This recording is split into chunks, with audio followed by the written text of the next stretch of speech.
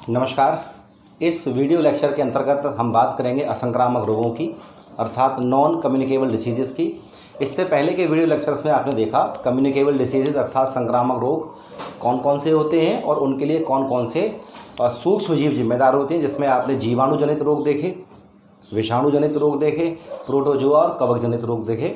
इस लेक्चर को शुरू करने से पहले आप इसका स्क्रीनशॉट ले लें ताकि आपको इसके नोट्स बनाने में आसानी रहे। चलिए तो शुरू करते हैं। असंक्रामक रोग देखिएगा, असंक्रामक रोग जिनको इंग्लिश में नॉन कम्युनिकेबल डिसीज़ कहा जाता है। असंक्रामक रोगों से मतलब है ऐसे रोग जो एक जीव द्वारा दूसरे जीव में नहीं फैलते हैं। मान लीजिए कोई असंक्रामक रोग किसी व्यक्ति को है, अगर वह व्यक्ति किसी दूसरे व्यक्ति के संपर्क में आता है तो वह रोग उस व्यक्ति को नहीं होगा। जबकि इससे पहले के रोग आपने देखे कि अगर एक व्यक्ति को कोई संक्रामक रोग है और वह व्यक्ति दूसरे व्यक्ति के संपर्क में आता है तो उस रोग के दूसरे व्यक्ति में फैलने की संभावना होती है, इसीलिए उनको संक्रामक या कम्युनिकेबल डिसीज़ कहा गया था। जबकि ये सारे रोग असंक्रामक हैं, ये एक जीव के द्वारा दूसरे जीव में नहीं फैलते हैं। इनके अंतर्गत हीनताजन्य रोग आते हैं, इनके अंतर्गत हृदय रोग आते हैं, एलर्जी, कैंसर, हड्डी इत्यादि के रोग सब इनके अंतर्गत आते हैं, अर्थात ऐसे रोग जो एक मनुष्य से दूसरे मनुष्य में नहीं फैलते हैं। तो देखिएगा, सबसे पहले बात करते हैं, आपका टाइटल है वीडियो का असंक्रामक रोग नॉन कम्युनिकेबल डिसीजेस। जो रोग एक व्यक्ति से दूसरे व्यक्ति में नहीं फैलते उनको असंक्रामक रोग कहा जाता है, जैसा कि आप समझ रहे हैं। अगली अगर बात करें, देखिएगा इनमें कौन कौन से रोग आते हैं। हीनताजन्य रोग, हीनताजन्य रोग का मतलब है डेफिशिएंसी डिसीजेस। डेफिशिएंसी डिसीज का मतलब है जब शरीर में किसी भी एक पार्टिकुलर पदार्थ की कमी हो जाए, बॉडी के अंदर किसी पदार्थ की कमी हो जाए, उसकी कमी की वजह से अगर कोई रोग हो जाता है तो उसे हीनताजन्य रोग कहते हैं। जैसे आपने देखा विटामिन सी की कमी से, विटामिन ए, विटामिन डी की कमी से या प्रोटीन की कमी से, कई सारे पदार्थों की कमी से कई तरह तरह के रोग हो जाते हैं। तो इस वीडियो लेक्चर में हम डेफिशिएंसी डिसीज अर्थात हीनताजन्य रोग इनकी बात करेंगे, लेकिन विटामिन की कमी से होने वाले रोगों को हम यहाँ कवर नहीं करेंगे क्योंकि हमने विटामिन की कमी से होने वाले रोगों को पहले ही विटामिन वाले सेक्शन में कवर कर रखा है। इसके अलावा आनुवांशिक रोग भी असंक्रामक रोगों के अंतर्गत आते हैं। आनुवांशिक रोगों के संबंध में मैंने आपको बताया था, जब किसी बालक का जब जन्म होता है और जन्म से ही उसके शरीर में कोई ना कोई रोग विद्यमान होता है, उसे आनुवांशिक रोग या आनुवांशिक विकार अर्थात जेनेटिकल डिसऑर्डर कहा जाता है, जिसको मैंने दो भागों में बांटा था, मेंडली विकार और क्रोमोसोमी विकार। इसके अगले लेक्चर में उसकी भी बात करेंगे। हृदय रोग भी आपके जो होते हैं वो असंक्रामक रोग आते हैं। जितनी भी आपकी हार्ट रिलेटेड डिसीजेज हैं वो सब आपकी असंक्रामक रोग में आती हैं। एलर्जी, हमको कई प्रकार की एलर्जी आपने देखा होगा, बहुत से लोगों को धूल से, धूप से एलर्जी होती है। और कैंसर इत्यादि रोग जो होते हैं या हड्डी इत्यादि के रोग हैं वो सब आप किस में आते हैं, असंक्रामक रोगों में आते हैं। तो सबसे पहले शुरू करते हैं हीनताजन्य रोग। हीनताजन्य रोग का मतलब है, इंग्लिश में कहते हैं डेफिशिएंसी। डेफिशिएंसी का मतलब है कमी, डेफिशिएंसी का मतलब है कमी। और अगर शरीर में किसी पदार्थ की कमी हो गई है, उसकी वजह से कोई रोग हो गया तो उसे हीनताजन्य रोग कहते हैं। तो आपके सामने लिखा हुआ है, शरीर में किसी पदार्थ की कमी से होने वाले रोग को हीनताजन्य रोग कहते हैं। हीनता देखें, शब्द आता है हीन, यानी कि शरीर उस पदार्थ से हीन हो गया है, शरीर में उस पदार्थ की कमी हो गई है। तो देखिएगा यहाँ पे हम दो रोगों की बात करेंगे, मैरेस्मस और क्वाशियोरकर। इससे पहले हीनताजन्य रोगों को हमने विटामिन वाले चैप्टर में कवर कर दिया, आगे कौन से विटामिन से कौन सा रोग होता है। तो यहाँ पे हम देखेंगे कि बॉडी में प्रोटीन की कमी से दो प्रकार के रोग होते हैं, पहला आपका मैरेस्मस और दूसरा आपका क्वाशियोरकर। याद रखिएगा, दोनों ही बहुत इंपॉर्टेंट हैं। और प्रोटीन की कमी से होने वाले ये रोग थोड़े घातक होते हैं। अगर ये रोग किसी बच्चे को या किसी वयस्क को हो जाए तो इसमें उस रोगी को बहुत ज़्यादा परेशानियां उठानी पड़ती हैं और आसानी से उसका रोग ये ठीक नहीं होता। तो देखते हैं, हीनताजन्य रोगों में सबसे पहला रोग है मैरेस्मस।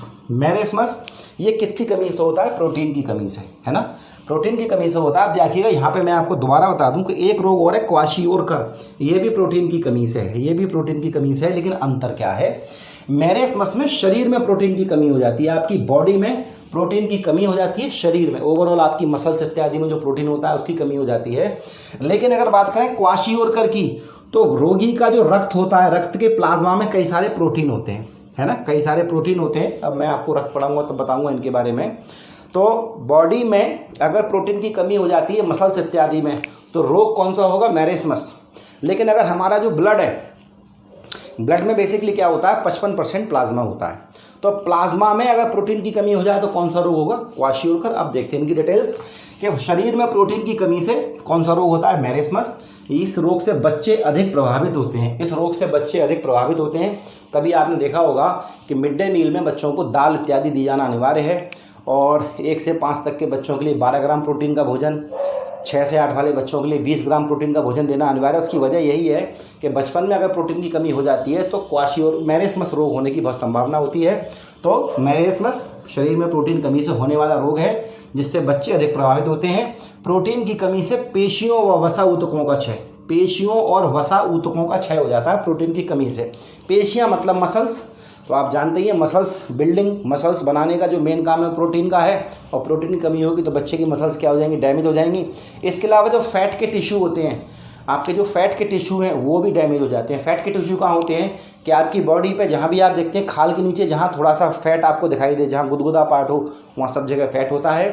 तो प्रोटीन की कमी बॉडी में होती है, रोग का नाम है मैरेस्मस, बच्चों में ज़्यादा होता है। और इसकी कमी से क्या होता है, मसल्स अर्थात पेशियां कमज़ोर हो जाती हैं, पेशियों का डैमेज, पेशियां क्षय हो जाती हैं, और वसा ऊतक अर्थात फैट टिश्यू का भी डैमेज हो जाता है। शरीर काफ़ी कमज़ोर हो जाता है, दुबला हो जाता है, त्वचा पर झुर्रियाँ पड़ जाती हैं और आँखें धंस जाती हैं। ये सब इसके लक्षण हैं। तो याद रखिएगा, आपके घर में बच्चे हों उन्हें प्रोटीन ज़रूर दें। प्रोटीन आप एग से प्राप्त कर सकते हैं, दूध से प्राप्त कर सकते हैं, दालों से प्राप्त कर सकते हैं। कोशिश करें कि आपके बच्चे जंक फूड ना खाएं, क्योंकि गली के हर नुक्कड़ पे मोमोज़ वाला बैठा होता है। और चूँकि ख़राब चीज़ें एक मानव ह्यूमन नेचर है, ह्यूमन साइकोलॉजी है कि ख़राब चीज़ें जल्दी पसंद आती हैं। तो याद रखिएगा, आपके बच्चे के अंदर प्रोटीन की प्रॉपर आपको उसको डोज देना अनिवार्य है, अदरवाइज़ ये रोग बड़ा ख़तरनाक है, खासकर बच्चों में हो जाता है। चलिए अगली बात करते हैं, दूसरा रोग क्वाशियोरकर। ये भी एक डेफिशिएंसी डिसीज़ है, और जो कमी किसकी कमी से हो रहा है, प्रोटीन की कमी से। लेकिन यहाँ प्रोटीन कमी किस में हो रही है, रक्त के प्लाज्मा में। ब्लड में जो प्लाज्मा होता है उसमें प्रोटीन की कमी हो जाती है। देखिएगा, ऊपर वाले में तो क्या हो रहा था, बॉडी कमज़ोर हो रही थी, बच्चा दुबला हो रहा था, त्वचा पर झुर्रियाँ पड़ रही थी। लेकिन यहाँ देखेंगे पेट व हाथ पैर फूल जाते हैं, यानी कि क्वाशियोरकर में प्रोटीन की कमी होती है प्लाज्मा में, और इस वजह से रोगी के पेट व हाथ पैर फूल जाते हैं, त्वचा सूख कर पपड़ी हो जाती है, और यकृत अर्थात लीवर मैं आपको बता चुका हूँ, आपके राइट हैंड पे होता है लीवर। पाचन क्रिया की जब बात करेंगे बायोलॉजी में तब इसकी बात डिटेल में करेंगे। तो आपके लीवर भी डैमेज होने की संभावना क्वाशियोरकर में होती है। अब देखिएगा, असंक्रामक रोगों में दूसरे रोगों की बात करते हैं, हृदय रोग यानी हार्ट डिसीज़ कहा जाता है। हृदय रोग में कई सारे रोग आपके सामने हैं, जिसमें एथेरोस्क्लेरोसिस, हृदय शूल और हृदय का 3 रोग बहुत इंपॉर्टेंट है, बहुत ज़्यादा पूछे जाते हैं। तो पहला रोग है हृदय रोगों के अंतर्गत एथेरोस्क्लेरोसिस। ध्यान रखिएगा, यह हृदय की धमनी से संबंधित रोग है, हृदय की धमनी से संबंधित रोग है। देखिएगा, आपकी बॉडी में जितना भी ब्लड है वो ब्लड फिल्टर कौन करती है, किडनी। उस ब्लड का फिल्ट्रेशन कौन करता है, किडनी। और उसके बाद ब्लड आपका आता है हार्ट में। हार्ट एक पंप है। हार्ट का काम है कि बॉडी से जितना भी अशुद्ध रक्त आ रहा है उसको रिसीव करना, बॉडी से जितना भी अशुद्ध रक्त आ रहा है उसको रिसीव करना, और उस अशुद्ध रक्त को भेज देना किडनी के पास। और किडनी से फिल्टर होने के बाद वापस जब वो आता है शुद्ध होके, तो उसको दोबारा अंगों के पास भेज देना। भाई मेरा ये हाथ है, इसको ब्लड चाहिए।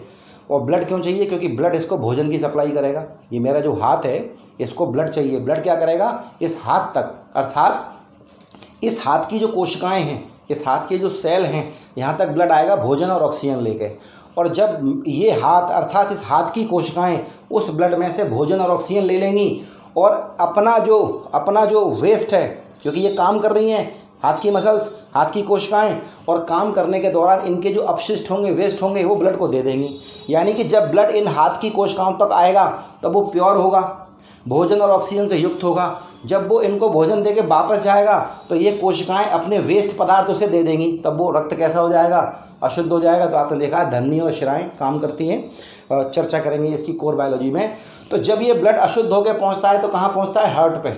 अब हार्ट इसको भेजता है फिल्टर करने, और ये फिल्टर होकर वापस आती हैं, तो फिर ये हार्ट इनको भेज देता है अंगों तक। यानी कि ब्लड अंगों तक जा रहा है और अंगों से वापस आ रहा है। जो ब्लड अंगों तक जा रहा है, आपके जितने भी बॉडी के ऑर्गन हैं, वहाँ तक जो ब्लड जा रहा है वो शुद्ध है, उसमें भोजन और ऑक्सीजन है। जब वो ब्लड लौट के आ रहा है तो वो अशुद्ध हो गया है।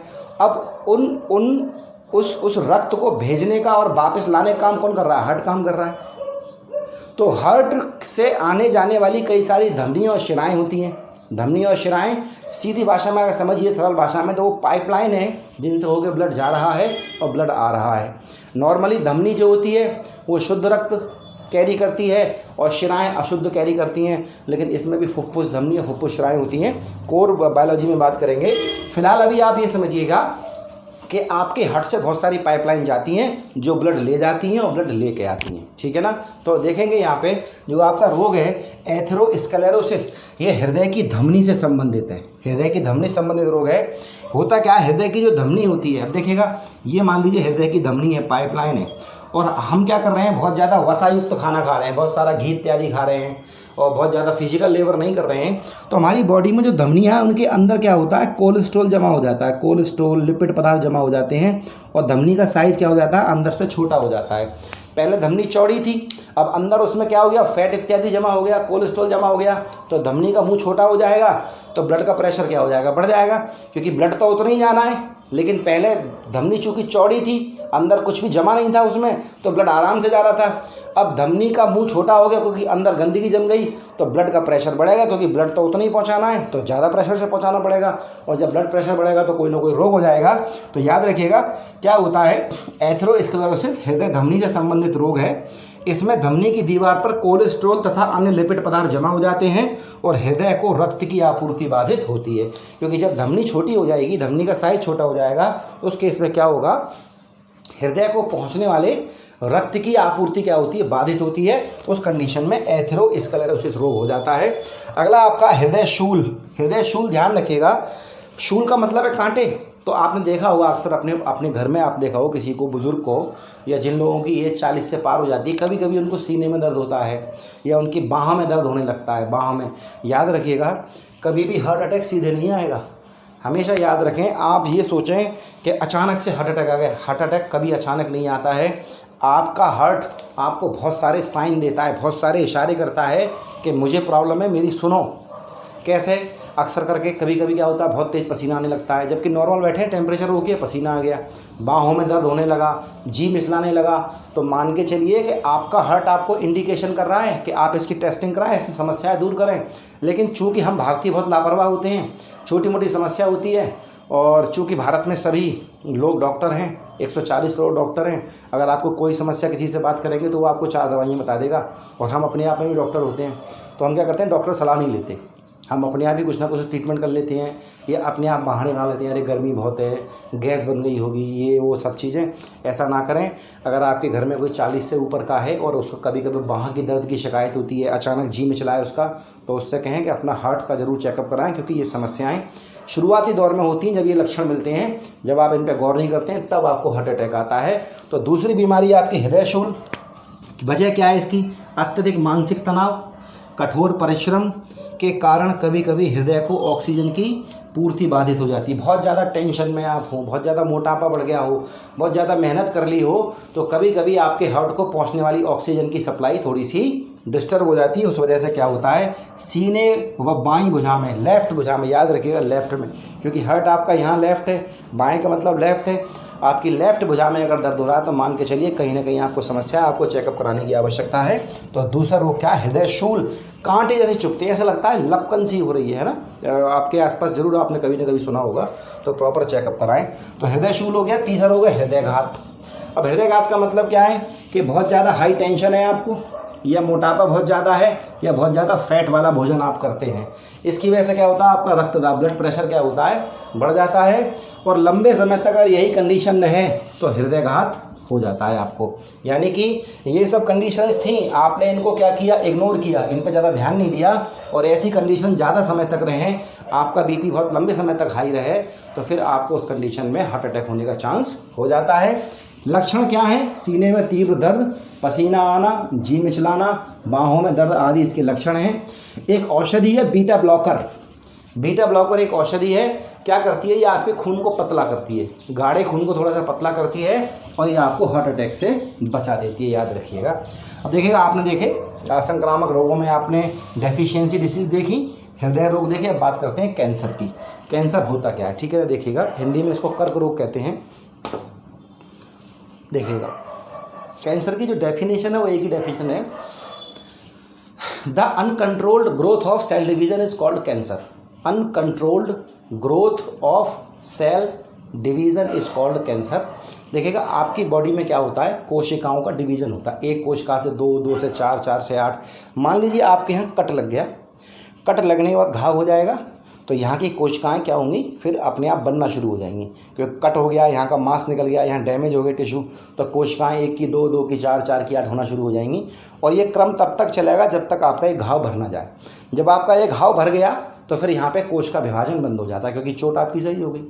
लेकिन अगर आपकी बॉडी में कहीं भी अंदर, शरीर के अंदर कहीं भी किसी भी हिस्से में अगर कोश का विभाजन शुरू हो जाए किसी वजह से, हो सकता है आपकी बॉडी में इंटरनल कहीं चोट लग गई हो, अंदर कोई टिश्यू आपका डैमेज हो गया हो, तो कोशिकाएं अपने आप डेवलप करती हैं उसको रिपेयर करने के लिए।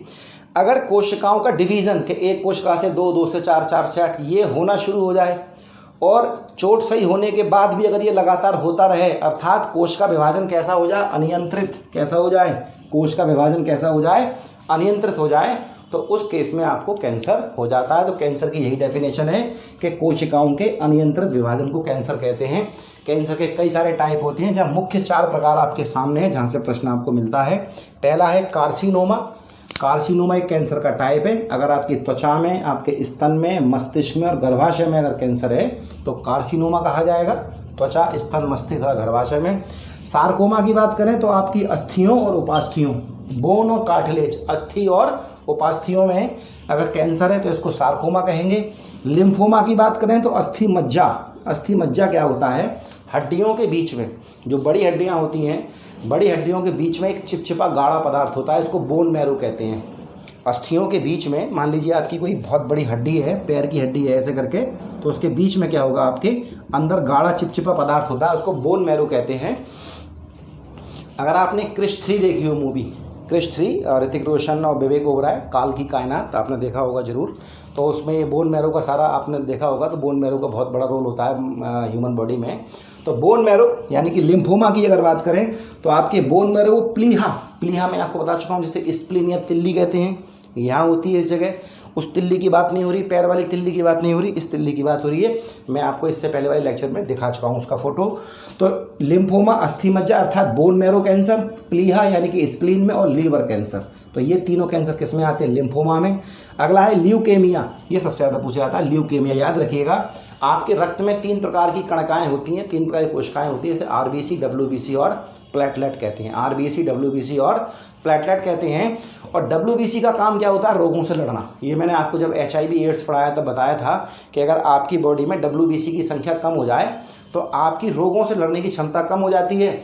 और एड्स में क्या होता है, एड्स जो मैंने आपको बताया था, विषाणु जनित रोग बताया था, तो एड्स में जो HIV वायरस होता है वो WBC नष्ट कर देता है, तो आपकी रोगों से लड़ने की क्षमता कम हो जाती है और आप एड्स से भले ही ना मरें लेकिन किसी और रोग से मर जाते हैं।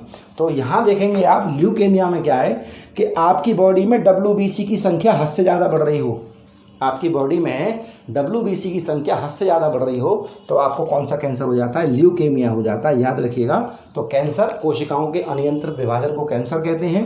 Carcinoma, sarcoma, lymphoma, leukaemia. और कैंसर होने पर आप देखते होंगे नॉर्मली कहते हैं सिकाई हो रही है, सिकाई। वो सिकाई बेसिकली क्या होती है, एक तत्व होता है कोबाल्ट 60, केमिस्ट्री में मैं आपको पढ़ाऊंगा। कोबाल्ट 60 का प्रयोग कैंसर की रोकथाम के लिए किया जाता है। इससे गामा किरणें निकलती हैं, गामा किरणें निकलती हैं। देखिएगा आपने पढ़ी होंगी अल्फा बीटा गामा। तो जैसे मान लीजिए किसी की बॉडी में, बहुत से लोगों गले में आपने देखा होगा या पेट में कहीं कैंसर होता है, तो जब शुरुआती स्टेज में होता है तब क्या करते हैं कि मशीन के द्वारा कोबाल्ट 60 का प्रयोग करते हुए गामा किरणें निकल जाती हैं। गामा किरणें उस हिस्से में भेजी जाती हैं जहाँ कैंसर है। गामा किरणें उस हिस्से में भेजी जाती हैं जहाँ पे कैंसर है। तो वो गामा किरणें क्या करती हैं, कैंसर की कोशिकाओं को नष्ट कर देती हैं। हम लोग नॉर्मल भाषा में इसको सिकाई कहते हैं, आपने कई बार सुना होगा सिकाई होगी। तो कोबाल्ट 60 की वजह से होती है, वो क्या निकलती है, उससे गामा किरणें निकलती हैं। और अगर थोड़ा सा एडवांस स्टेज में कैंसर है तो आप देखते हैं इसके लिए कीमोथेरेपी होती है। आपने युवराज सिंह को देखा होगा। चूँकि मेरी माँ को कैंसर था तो मैंने ये सब चीज़ें देखी हैं और दुर्भाग्यपूर्ण तरीके से उनकी डेथ हो गई वर्ष 2012 में। और बहुत ही आप समझिएगा कि ईश्वर किसी को ना करे, और कुछ नहीं कह सकते, किसी को भी हो सकता है। आप खान पान सही भी रखते हैं तब भी, लेकिन फिर भी कोशिश करें कि आप ऐसे पदार्थों का सेवन करने से बचें, तंबाकू इत्यादि का सेवन ना करें। तो उसमें अगर आपका एडवांस स्टेज में कैंसर है तो आपको फिर कीमोथेरेपी होती है। कीमोथेरेपी का मतलब है therapy with the help of chemical. Therapy with the help of chemical, आपकी बॉडी में बहुत सारी दवाएं चढ़ाई जाती हैं ड्रिप के माध्यम से, और वो दवाइयाँ आपके कैंसर सेल्स को मारती हैं। वो ट्रीटमेंट बहुत कारगर है, लेकिन उस ट्रीटमेंट में क्या होता है कि दवाइयाँ इतनी ज़्यादा गर्म होती हैं कि हर एक व्यक्ति के वश की बात नहीं होती उन दवाइयों को बर्दाश्त कर पाना। आपने देखा होगा युवराज सिंह के बाल इत्यादि उड़ गए थे और बहुत कमज़ोर हो गया था वो, क्योंकि उसका रीज़न है कि जब आप कीमोथेरेपी करवाते हैं तो कीमोथेरेपी में जो दवाइयाँ यूज़ होती हैं वो आपकी बॉडी के कैंसर सेल को तो डेड मारती ही हैं, आपकी बॉडी के सेल्स को भी ख़त्म करती हैं, तो आप बहुत वीक हो जाते हैं। और अगर कीमोथेरेपी आपने ठीक से करा ली तो आपके सर्वाइव के चांस ज़्यादा होते हैं। और मेरा मानना है कि 40 के बाद, अगर आपकी एज 40 है तो आपको रेगुलर 6 महीने पे अपने कुछ टेस्ट कराते रहने चाहिए, जिससे कि आपको, ईश्वर ना करे अगर ऐसी कोई समस्या हो तो अर्ली स्टेज में पता लग जाए। तो आशा करता हूँ ये सब आपको समझ में आया होगा। अपनी दिनचर्या बहुत अच्छी रखें, अपने आप को फिट रखें, कोशिश करें एक्सरसाइज करने की, क्योंकि लाइफ बहुत कीमती है। और आप सोचें, हम लोग सोचते हैं कि मुझे नहीं होगा, ऐसा कुछ मुझे नहीं होगा, लेकिन जब होता है तो समझ में आता है कि हमने अगर प्रॉपर दिनचर्या का पालन किया होता, खान पान अच्छा रखा होता, प्रॉपर एक्सरसाइज की होती, तो शायद इन चीज़ों को टाला जा सकता था। तो आपसे यही एक सलाह है कि प्रॉपर एक्सरसाइज करें, अच्छा खान पान रखें, बहुत ज़्यादा जंक ना खाएं, क्योंकि अगर आप स्वस्थ हैं तो सारी दुनिया आपको अच्छी लगेगी। अगर आप कोई भी बीमारी आपके अंदर है, कोई भी हो सकती है, इनमें से छोटी बड़ी कोई भी, आप देखते हैं आपको हल्का सा फीवर भी आ जाए तो आपको सब बेकार लगने लगता है। तो अपने आप को फिट रखें, हेल्दी रहें। और अभी कोविड-19 चल रहा है, ये कि टेम्परेरी है, हमेशा नहीं रहेगा, और घर पे रहें, सोशल डिस्टेंसिंग के नियमों का पालन करें। वीडियो कैसा लगा मुझे ज़रूर बताएं। Thank you.